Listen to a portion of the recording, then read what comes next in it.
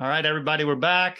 JR and I, as always, same father, different mothers, are here to connect with you. Both got nice little cuts, so we're ready to shine. Couple of things we had ideas to talk about is this concept of escapism. This concept of escapism, and what we mean by that is, and I've had this realization this week, the more and more I'm surrounding myself with a spiritual community, I'm also around a lot of addictive community, like people, whether they're in AA or whatever the recovery is. And kind of as I'm evolving and I'm observing from the outside, I'm like, wow, these people that are in this addiction or recovery, it's just that society has labeled it as an improper vehicle for improper, quote unquote, as an escape. But they're seeking the same escape the achiever is seeking, right? They're seeking to kind of like validate themselves, or like, hey, I'm not enough, or lack of worthiness. They're looking for something on the exterior to fill the interior, and that'll never work. So I just kind of like got really present to that. The person that is in recovery, the success, the achiever just chose a different option that's more socially acceptable. But it's in essence at the core of it, JR. When I look at the core problem, they just chose something that wasn't in their highest good or wasn't socially acceptable, but they were still looking to escape the same problem. They were still looking for an answer outside of themselves. And it just kind of hit me of like a lot of these areas I'm going to now, it's no wonder the AA community or the, kind of like that community, they're looking for the same thing, kind of like with that movie that you and I kind of saw, that Jesus Revolution movie. They were looking for the same thing the whole time. They just chose some things that society didn't deem acceptable. What are your thoughts on that, Jay? It's interesting listening to you say that. It hadn't occurred to me, but alcoholic, bad. Workaholic, good. They're, Right. they're both holics, right? Yeah. Yeah. They're both addicted. I don't know what hit me was, are they really, when we're talking workaholic, alcoholic, anything, successaholic, are they looking for answers? Because you talk about escapism, and we've had conversations about this. Are they looking for answers, or are they looking to get away? I think they're looking for answers, but because they haven't found answers that can fulfill them at the soul level, then they just escape. Kind of like, I love your example with the condo. You're like, hey, I got this thing that I really wanted, that I thought was going to bring me this peace, this joy, this sense of fulfillment at the soul level, and it doesn't. So now you're back to this escapism. Same thing with the workaholic. The reason that, work hard, party hard. Well, why not make the work part of the party? Why not have a party so you don't need the other stuff? And I'm not judging anybody. I'm just becoming aware of like, wow, you're not fulfilled somewhere, so you're finding that somewhere else. And the vehicle that's chosen for that, if it's a socially acceptable vehicle, then you're celebrated.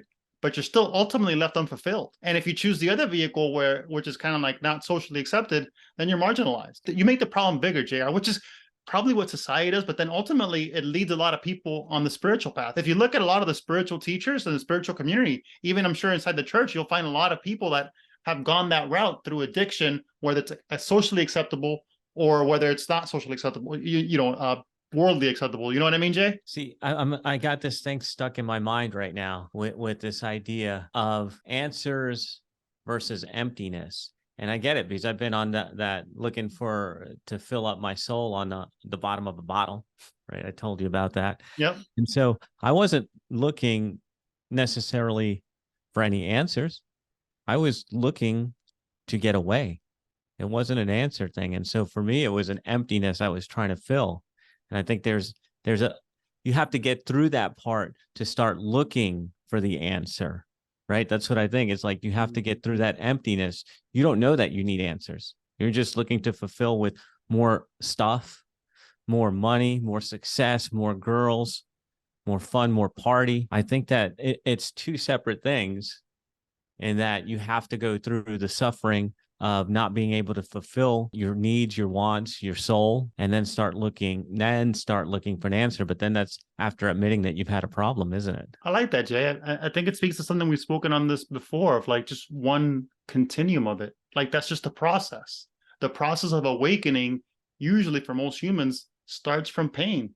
You get to a place where you just can't tolerate enough pain, enough suffering, where you now have to look for another choice. If you're conscious and you're aware. Now, some people, and again, Right. Zero judgment, they just choose to do more of the same, which is fine. Like it's just that's their life journey or whatever. But if you're becoming conscious and you're looking to grow and expand, and the guys we're around and we're talking to, they are looking to do that, and you really want peace and you want joy, well, then you start to make different choices. You start to look for other solutions, because the answer, you realize, isn't going to be found out in the material, isn't going to be found at the bottom of the bottle, isn't going to be found in success of more things and material success. Not the answer, Ray. The escape is no longer working because Oh, you're I like in, that. I have to escape more mode because I'm just thinking, and I'm thinking back to my drinking. And my wife says I didn't have a problem, but personally, I think I did because I live downtown, right? There's bars all over the place. It's all you can drink, you know, everywhere is just like a party down here if you're looking for it. And I remember, dude, going to the grocery store, grabbing a 6 pack of IPAs, 9% alcohol. That's done in 2 nights, right? That's 3 IPAs a night. And I was trying to get away from something. I was trying to escape. That's what you and I talked about in the last episode or the episode before that. Whatever that unhappiness was, I was just trying to move away from it. And it didn't really click until, like I said, we met 75 hard, started taking care of my body. And then that's when I said, well, that other me didn't work. Dude, incredibly embarrassed. Like the day before I met you, you don't know this. The day before I met you, the day before I went to Ohio, I woke up drunk in my front bathroom because I had gone down a bar crawl with some friends and family, right? And hey, the escape's no longer working.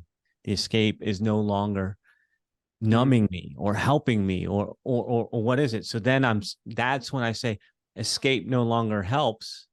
So how do I embrace this and look for what will help? You see how it's on the other side of Totally, that, right? totally, totally. I mean, it relates to the kind of where we started on this because, like, one of our listeners asked, like, this concept that we all hate our ego, the self we made. That's the self you're escaping from, Yes. right? Because you at that level of addiction, you are escaping the illusion that you made of yourself.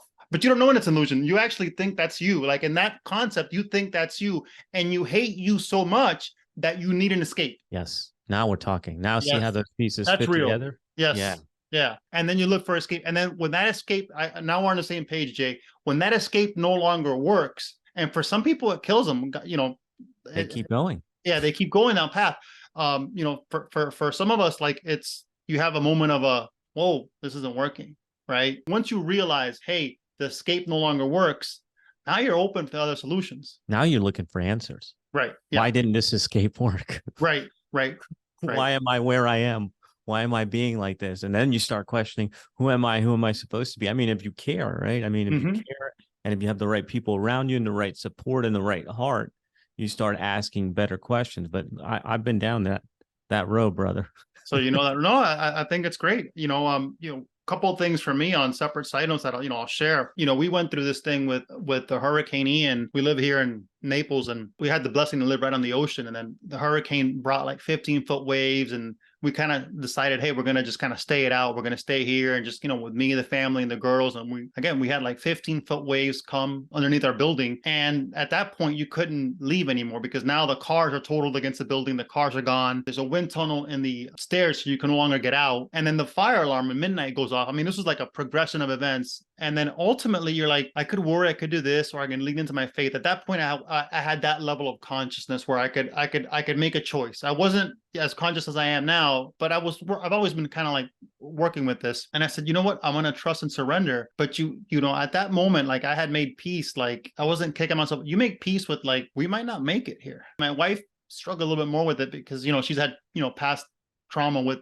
this kind of stuff with the kids and everything. For me, just kind of like I just surrendered and was at peace and I kind of accepted whatever it was. I made my prayers and I got the impermanence of things. I got it to a certain level because I lost the cars and the house and everything else, and it wasn't never really ours. So it kind of taught me these material things don't really last. You don't take any of that with you. All you take is you and your consciousness. But then about a month later, I guess I didn't get the message fully. Not even a month later, I just got the new car. I hadn't even filled the first gas tank. I was going to go play basketball with some of my daughter's friends from her dad's in her school. And I was running late and I kind of like was looking to take the light, but the other car was turning and he made the improper turn, but I hit him.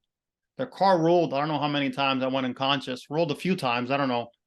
And then I ended up in a ditch, in a little ditch, like a little canal, like with some water. And they had to kind of take me out through the other side. I was grateful to walk out of it, but I couldn't, got taken to the hospital with the ambulance or whatever. And luckily I didn't break anything. I'm sure I've got some tweaked things here and there, but, and the message I got, like your message was tranquilo. My message at that point was, dude, you got to slow down. The other guy in the other car, he got airlifted. Wow. Yeah. So, I'm just grateful to be alive and just kind of, you realize like it brings things into perspective whenever I kind of like deal with something or something happens doesn't go my way, I'm like, when I look at something, I think I envision JR a picture of you, Cupcake and Huddy, but you through a mirror or a glass seeing them and then you no longer being there. So you're watching them through a window, if you will, and you're seeing them and you're no longer there, right? He's growing up, she's kind of doing what she are.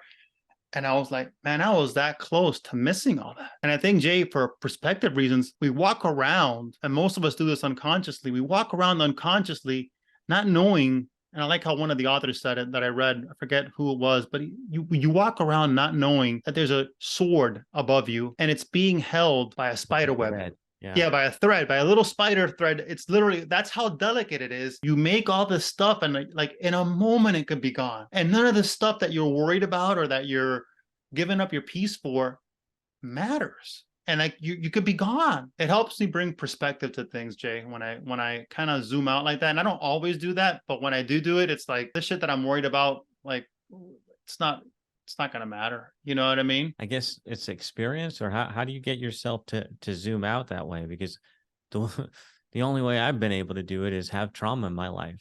I lose people, they die, they're gone too soon, and I start reevaluating my life.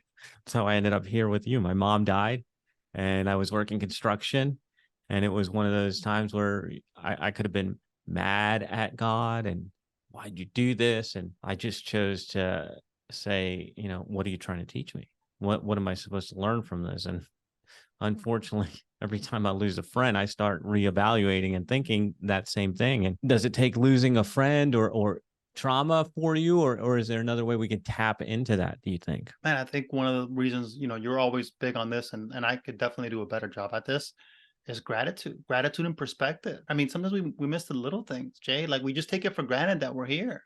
And that's something I no longer take for granted. At times I act like I do, right? And that's when I don't have the perspective. But if you take the perspective that I'm just grateful to be alive today, I'm grateful that, dude, and I'm grateful that my kids got up. Like JR, you have no control over Huddy or Cupcake breathing this morning, like that they actually woke up. Like that's not in your control.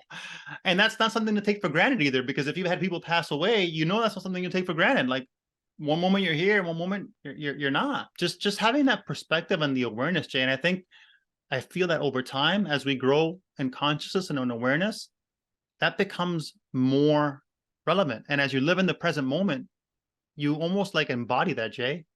If you're in the present moment truly with you, and you know when someone is, that's what's permanent, bro. I think there's an interesting word that you used there, and I think you guys out there listening heard it as well. The C word, control, right? That's our problem, I think. And there's a certain level of this, right? Because God made us in his image. He created us, and we are creators. And if we tap into that idea of creation, we can actually create the life that we want. But that's where the problem is, I think. We can create the life we want. We can create the body we want, right? We can create things, and that's a blessing from God. But I think that we mistakenly also believe that we're in control.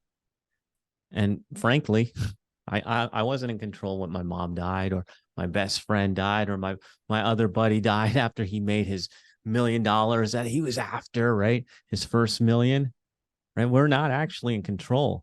And I believe that's the hard part, is realizing you're not in control and being okay, which goes back to what you talked about, surrender. As you said that, one of the things that kind of like as we talked and we kind of peeled back the onion on our first conversation about addiction and kind of like escape and all that, something similar here that I've kind of like really grown into. There's almost like a decision tree, like a split, right, Jay? We're created exactly in the image of the Father, and we're meant to create the way he created. Our Father created in love. When you create in love, you no longer control, because love doesn't seek to control.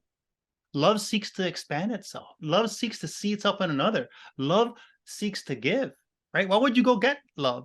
Love seeks to give. Now, that's true creation. That's creation unattached, like the Father created, right? What we chose to do was to create like to create differently than the Father. So that now we're no longer in creation, we're in making. Making is governed by fear.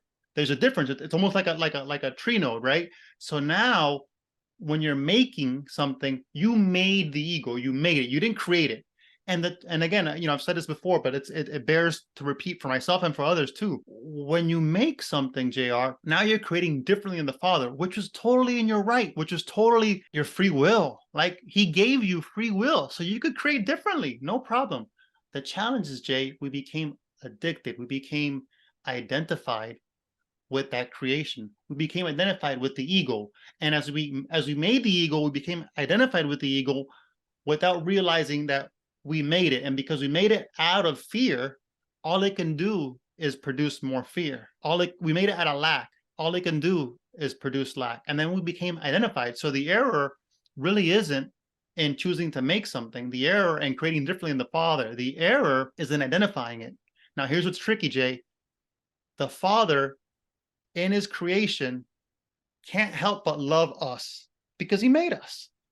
We made this ego, right? He created us. We made this ego. So in that way, we made this ego similar to our Father in the characteristic that we now love the ego. You get that? We made it, right?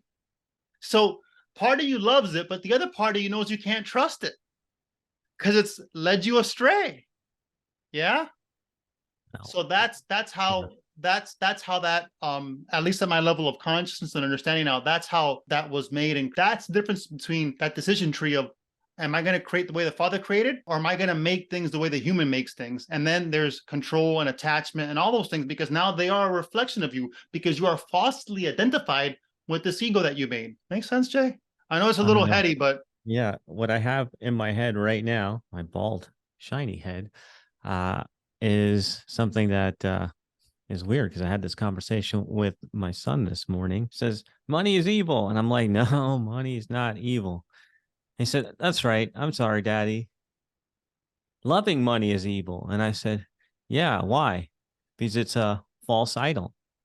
And that's what I'm hearing you say right now. It's almost like you've created this ego, this false idol that you love and look up to and worship, and you can't let go of it. Meanwhile, God, the Father, is telling us, look, you only worship me. So if you start with me, none of that matters.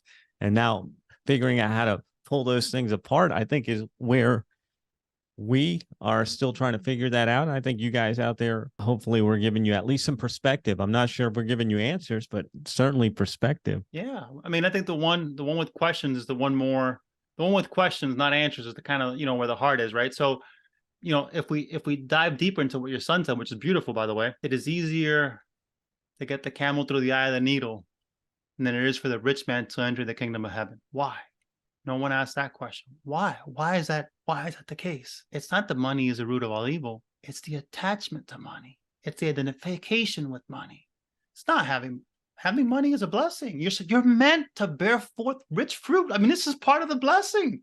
He called it the comforter. You're meant to be in comfort. Like this is truth, right? And this is the beauty of it. But if you're attached to it, that's why the kingdom of heaven is hard to enter when you're attached. It's the attachment to it, right? So, I was listening to an interview with Eckhart Tolle. Russell Brand said, you can experience this peace, love, this true joy, this kingdom of heaven. You can experience it in your private jet, and you can experience it in your prison cell. It's the same. And then Eckhart says, you're probably more likely to experience it in the prison cell, though. He was true. Yeah. Think about it, though, right, Jay? You own it. You own your headspace there. Right. You have to, right? You take a prisoner, and where do you put him if you want to really punish him? Solitary confinement.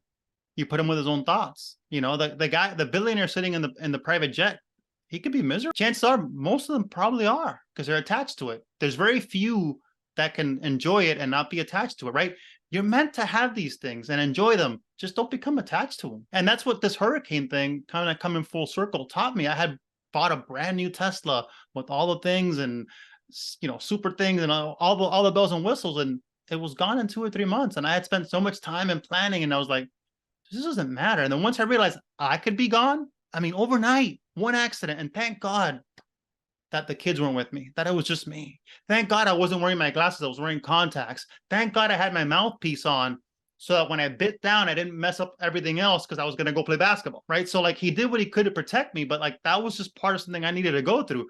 Much like your challenges with the bottle, and your mom, God bless her soul, These are parts, these are things that you needed for your evolution. Otherwise, they wouldn't come for you. So what are some of the changes you made? Because you and I spoke almost, I mean, a few days after that accident. I remember, and we were having totally different conversations Yeah. before that. What are some of the changes you made when you had that realization? I think one was acceptance. I wasn't fully accepting where I was at, like, because we had just, lost the house on the beach, and we weren't in love the place we were at. Just all the little BS, like, what car we're gonna get. I don't care. Let's get a car. I want to make sure we like it, whatever. But like, let's just simplifying my life to what was important. And also, like, at that point, I mean, I had trouble walking. I mean, getting up out of bed was painful. I almost passed out going to the bathroom, just kind Wow. of just going to take it, like, just in the middle of the night. I remember just, and I'm not one to take medication, stuff like that, but I needed it. I wouldn't trade it for the world. I wouldn't trade either one of those experiences for the world. I needed it. It's part of my journey. I'm actually, one of the things that happens is when you can actually be grateful for your traumas. You learn to heal them, and you just kind of keep going. You learn to slow down and take your spiritual practices. And I think, for me, I try and remember that. I try and remember, hey, when you get caught up in shit, we all do. We all get caught up in stuff. And it happens to me, guys, too. I'm not perfect. I'm human. But I bring that back. I go, man, I could not be here. I could miss my kids, man. I miss the little hugs. So I don't take the fucking little hugs for granted from my little daughter. I don't take I try not to take these things for granted. Like I try and, like, when I hold their hands, or you hold Huddy's hands or your wife's hands, like, dude, I could have missed all this. And eventually it will. It's going to happen, right? We're all going to transition, and it's the little things, Jay, like you said. It's the holding of the hands. It's the telling you I love you. It's not the things that money can buy. It's the things that money can't buy. Now I'm sitting here thinking, I feel like you and I have another some more work to do, because I feel like I want to get rid of the idea of trauma completely, because without it, we wouldn't make the change. So trauma sounds quite negative. How do we spin that to a positive? I'm not saying that we have the answer now, but it's a new challenge I'm laying down for you and me, is how do we get rid of the trauma idea and call those the stepping stones to who we are, to becoming, to being? I just see it as one. I see it as one continuum. In the human space, you need that trauma. You need these things to unveil your true self. Everyone's going to develop an ego, and it's a false self, right? So it's kind of like dying to that false self. I die to the false self every day. It's dying to that. How do you know that false self comes up? Generally through human pain and suffering. Through pain and suffering, you evolve. So it's not bad or negative. It's just part of the process. And some people might need more pain than others, Jay, right? Like me, dude. I need that cranked up, crank soldier boy, crank that bitch up. You know what I mean? Give me some more. Yeah. And some of us don't learn the lesson the first time. Some of us relapse, and you learn the lesson, but ultimately through enough pain. And sometimes, Jay, the pain is perceived pain. Some people, it didn't take the accident. Some people, like an accident like mine, some people could learn that lesson a lot more smoother with less intensity if they're more aware. So the more aware you are, the more conscious, then life doesn't have to bang you with a spiritual 2x4 so much, right? You don't need the freight train, right? You can learn it with the feather or the hammer, right? You can learn it with the feather or tickle, or you can learn it with like a little hammer. You hit your toe. But sometimes if God's trying to get a hold of you and you're not picking up the feather or the hammer, dude, the fucking freight train's coming. Get out the way, or hit it, right? And if you can, get hit, and then know that from that suffering, learn the lesson and move on. So everyone's got their own path in that way, but we all do learn through suffering. The other thing that I think is interesting, if you guys are not picking up on this, I kind of want to shine a light on it, because Ray, you're really good at this, and it's the concept of being present, and that's being present in the pain and being present in the love. Like that car accident, it's one way, being present, being there and learning that lesson and making a change, or being present in the things that you love, holding your baby's hand, getting your hug, getting your kiss. So I think that's another tool that you guys can put in your toolbox, and however that works for you, whether it's through meditation, through prayer, whatever you need to do to figure out how to be here and now. Because I think most of us, I mean, I see it all the time, man. People spend too much time worrying about things that will happen. And dude, the future hasn't happened yet. Why are you worried about it? That's just a waste of time. Or they are thinking, and this is where we get in love with who we are. The past the past trauma, the past who we are, like caught up in the past and never moving forward. And so I think that's one of the key tools that we're uncovering here is however you do it, figure out how to be here and now so that you can be more objective, but also have more. I think it brings you more joy to be able to be present. Joy is only in the present. There is no joy in the future. There's anxiety in the future because you're worried about something happening. And then there's depression in the past, right? So Dr. Joe, I'm going to like a week-long thing with him, and he talks about it. Think about you as like an avatar, a dot in the middle, and then think of like strings going out forward and strings going out behind you, right? And what's happening is you're looking to detach these strings from what you think and feel about the future or what you used to think and feel about the past. Because what happens, Jay, is the way of creation of the unconscious is you focus on what you used to feel and what you used to think. And then you think that that's you, the ego think that that's you, and then it recreates that in the future. So in essence, what you're doing is you're just taking the past and recreating in the future. So everything's already known. You're just taking, because Jay, you create like the Father with your thoughts and your emotions. That's how we create, right? And if you're just thinking about the past and experiencing those emotions, then you're recreating those in the future. The only way to kind of stop that is to actually get present and create your new future from what you want to create, how you want to feel, what it is you'd like to create. And then be in the present moment with that desire that you want, and then also do it in a way that's not attached. And then, JR, you know what the magic is, Jay? Tell me. You don't know how it's going to show up. Right. That's God. Yeah, that's mysticism. That's the magic of it. Right. That's the beauty of it. How you know you're in true creation is you don't know how it's going to happen. You have to trust and you have to surrender because it happens in God's time, not your time. If you know what you're going to get and when you're going to get it, you're making something. You're not in creation anymore. Oh yeah. Well, it's interesting because I had this talk with and I needed this today, by the way. But I had this talk with Cupcake yesterday because we've talked about how I flipped the pyramid and it's faith, fitness, family, and then what's left over goes to work. And by the way, I don't consider this work anymore. Now this is just part of my faith journey. So we've graduated. It's up That's there. why I'm showing up. Moving on up, baby. But I was telling her that I felt more at peace because I was able to back up off the work thing, and I'm not trying to get clients. I'm not trying to grind. I just don't want to think about it because that's what I've already done. That was already who I was, and I'm trying to let go of that. So I told her, I don't really know how this is going to work out. Like we talked about the product system. I talked to you. She's like, how are we going to do this? I'm like, I don't really know. It's just an idea. We're going to see how it shows up and how the opportunity comes to us. And she's like, really? Yeah. And I said, I don't know what it is, but I feel lighter. I feel freer because I get to do this other stuff that I actually care about, be with my family, take care of my body, be with the Father. And it's just like, just let go.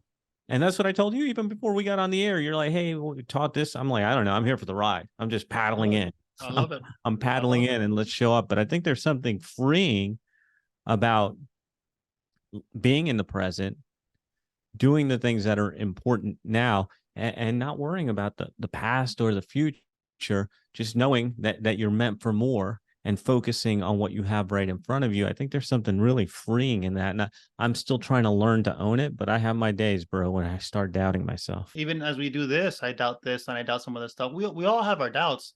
What I love about what you're saying is, man, I call that space co-creation, because now you know you're not alone. You're trusting the Father. You're turning it over to a higher will, to a higher source, and you're trusting its divine nature, the divine nature that makes Cupcake breathe, that makes everything around your condo magical, like that divine intelligence that's guided you here, all that magic, you're now trusting that. So now you're actually making space for grace in your life, right? You're showing up to it as a co-pilot, but you're also knowing that you're the co-creator. And in that way, it's almost like you're doing God's will and you're making space for the divine to come in and assist you. In that old model, when we're making stuff, Jay, there is no room for that. You've said, hey, I'm going to take control. I got this. I don't need you. So he's like, you're my son. I honor your free will. By all means, go ahead. And here's a cocotazo. And here's a cocotazo coming. Yep, cocotazo coming. Right, freight train. Right, for sure. La chancleta is coming. You know it. 100%. You know what I mean? Oh yeah, yeah. I mean, I'm telling So, you, man, it's like that. And I was able to give her an example because she's like, yeah, you sound too much like Ray. She didn't really say that, but I felt like Ray. But we're thinking about AI and all the stuff that you showed us last week, and I'm like, oh, wow, hold this on. could. I got it from you, bro. Well, I handed you something, and then you showed me how it worked because you messed with it, right? So I hadn't messed with it. It's kind of like 75 hard. I handed it to you, but then you showed me. Payback. Yeah, that's right. That's But right. I was like, oh man, okay. So we had a team meeting, and we're like, we have to run some tests. We have to get a prototype built. We have to think about how to use this. And then, oh, what are we gonna do? We're not going to do this on client work because if it doesn't work, it's going to make us look bad. So we need a project. Oh, I had this project on the shelf over here. Why don't we bring this in and then we can run tests on it and build a prototype? Oh, okay. And then out of the blue, I still haven't finished setting up the studio, but the guy I need with cameras and all that stuff just got back to me and says, hey, guy, I'm ready to do some work. The pieces started coming together with me just standing back and saying, hey, I don't know how we're going to do this. I know we need to. And boom, boom, boom, like 3 pieces came together in like an hour, bro, and not even trying. And I think that's what we're looking to create, like that Jonathan Livingston Seagull, right? Yep. He created his world of being able to fly and do acrobatics. All that started from his mind and letting go, right? And I think we're holding on too damn tightly to what we think we know. Yeah, no, spot on, man. And JR, like, I want to just like give you a virtual hug here, bro, because you're embracing divine flow, and not just embracing it, you're witnessing, you're watching the magic of the divine come together. And sure, sometimes there's things for you to do and sometimes there isn't, right? But so much we get so caught up in having it be our way on our time, our will, like that's not, again, there's things to show up. So you're meant to take action and do things here, but the way you're being, man, is, something that I'd like to practice a little more in my life. Surrendered flow, surrendered state, grace, co-creation. I call it co-creation. That's exactly what it is. And it's how beautiful, Jay. Have you stepped back and just look at the beauty of, like, wow, this is unfolding in front of me and it's compelling. And there's magic, there's a mysticism to it. There's a beauty to it, Jay. And there's like a grace, like an unmerited, unforced. There's a magic to it, bro. No, don't get it twisted. It's scary AF. No, it is. It's scary AF. I like how Dr. Joe says it. He goes, I can go back and create the known, but I'll tell you what, the unknown has never let me down. I like that. It's true. Yeah. There's a like a childlike curiosity of not knowing. There's a magic to it, Jay, when you create like that. There's a magic, there's an unfolding to it. And sure, it is unfamiliar and it is unknown, but can you trust and surrender? And then the magic is, Jay, as this unfolds for you and you let it continue to unfold in that way, you'll actually be peaceful and fulfilled and enjoyed along the way. You won't get there and then have a condo relapse. But that's back to my buddy Marks was the one that put me on this idea. Things are already happening, right? It's like being out in the ocean is the way that I think about it when I used to surf. Is like I have no control of when the waves are coming in, when the tide's changing, or any of that stuff.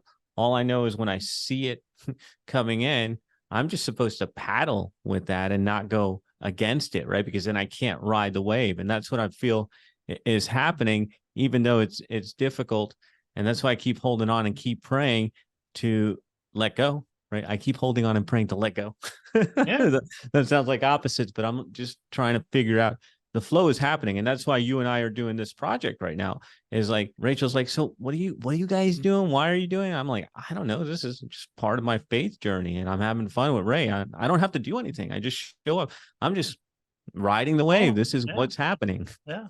Yeah, no, me too. And I'm taking that out of your book too. So I mean, as much as I'm learning from you, as hopefully as much as you're learning from me, but I'm always learning. Oh, yeah. And I needed this too, as much as I'm, saying it, I need to hear it myself too. And I love that divine flow. Like that inspired me to, appreciate more of that flow when I am in it and more to get in it. And the metaphor you gave with the surfing is spot on. Spot on. It's exactly what it is. When the wave comes, you paddle. but paddle or wishing the waves were different, wishing when there was bigger waves, wondering when the wave is coming. Oh, what about the last wave? Then you're not present in the moment. You're not enjoying the beauty of it. You know what I mean? Yeah, Yeah. makes me want to go surf again. Yeah. Let me know. I'd be interested in doing a surf trip with you. I've never really like picked that one up. So I'd like to do that. That's very, very spiritual. So I think I might have to get back into that, thinking on how that feels. But yeah, that motion, man, I think that's something that we can't get when we're in high achiever, high alpha mode, because we're trying to make the wave happen, right? We don't have control of that wave. God does. Get with the program. Get with the program. And you know, one of the things I wanted to share is something that came up for me this week, and I'll share it. One of the things that kind of like some practices that I do to kind of help me be in that flow. And JR, please share yours. Is the first one that I kind of wrote down is I start with commitment. You know, the book I'm reading, The Way of the Heart by Alexander Christoph, you know, I've given you, but he says something in there. He's like, they're channeling Jesus in that book. And he says, funny when I mention commitment, that in your world, you have different levels of commitment. And I had to like read that again and again and again. And it's like different levels of, and it's What does that true. mean?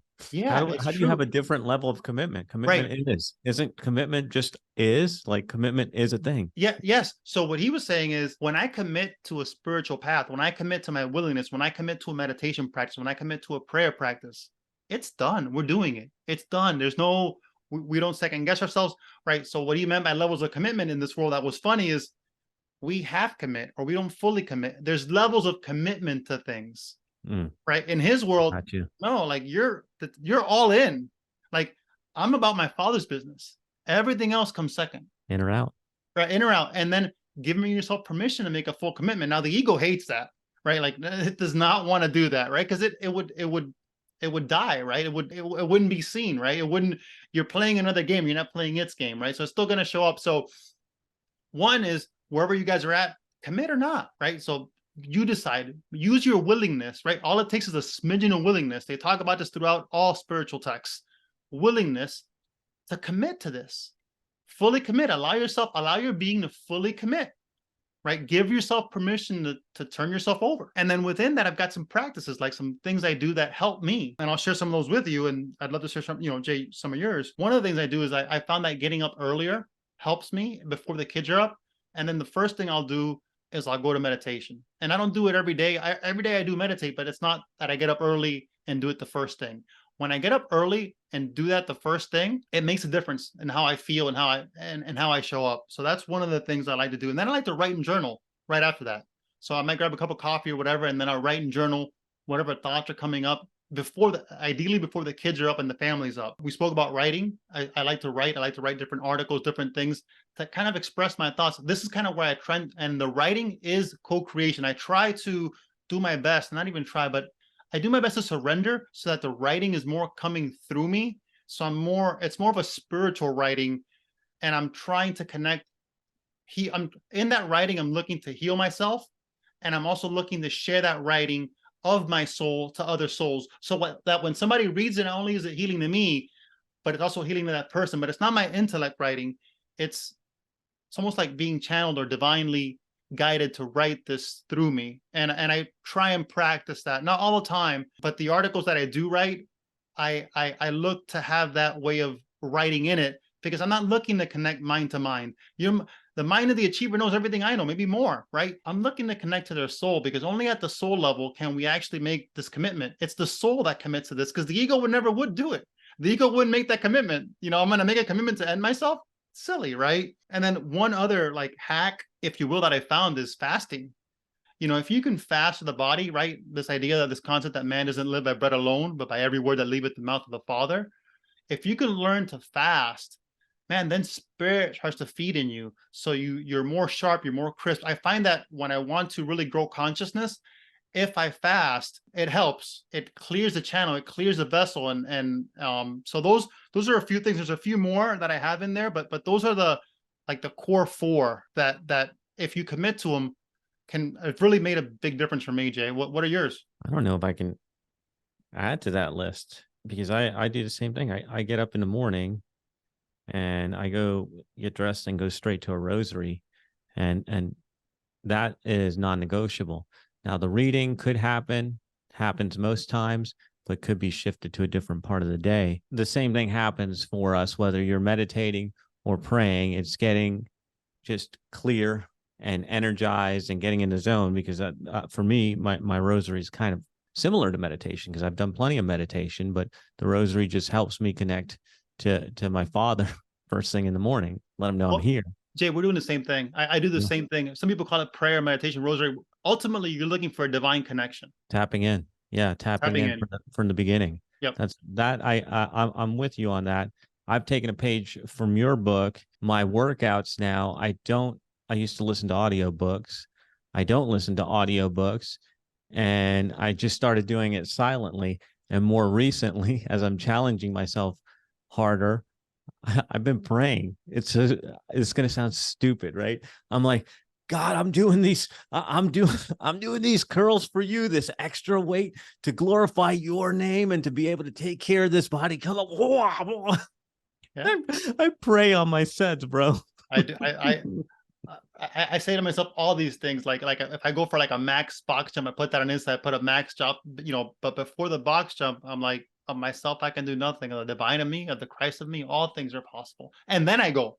Like when I feel that feeling of like, okay, it's go time, then we go. But if I'm doing like these sets without like that awareness, but doesn't it embody it, Jay? Now that you practice that, doesn't it like, don't you actually have a feeling now of an embodiment? I can't describe it. It's something you have to actually feel and do, but don't you feel it, Jay, as you do the sets? This is going to sound like the ego talking. Maybe it is. I don't just feel it. I think my body shows it, because my wife is like, "Ooh, you look muscly today. Ooh, you look puffy." All this stuff that she wasn't saying before. And I feel like I'm getting more energy in that workout and able to work harder because I'm tapping into it spiritually. Yeah. It sounds crazy and it sounds dumb. I got it from you though, so I'm using it and I'm enjoying it. So there's that. We talked about writing at length. So yeah, I believe in writing. I have taken a break from writing just to try something different. It's an experiment, because I used to write every day, but I'm trying something different.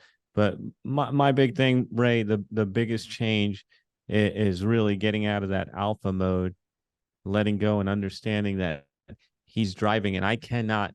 And this is tough for us. I know it's tough for anybody that's like me.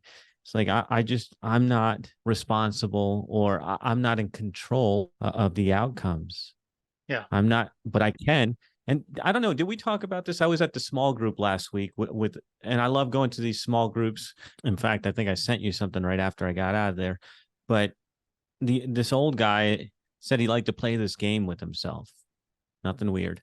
He said, if somebody, I like to think, this is him. I like to think that if somebody were watching me from when my head came off my soft, cushy pillow and my eyes opened, how long would it take for them to know that I was a Christian, a Catholic man in that day? And I posed that question to some people. And the guy yesterday, he's like, oh man, it wouldn't have been till 7:30 when I was talking to 7:30 p.m. I was talking to Oh, somebody about wow. this or that.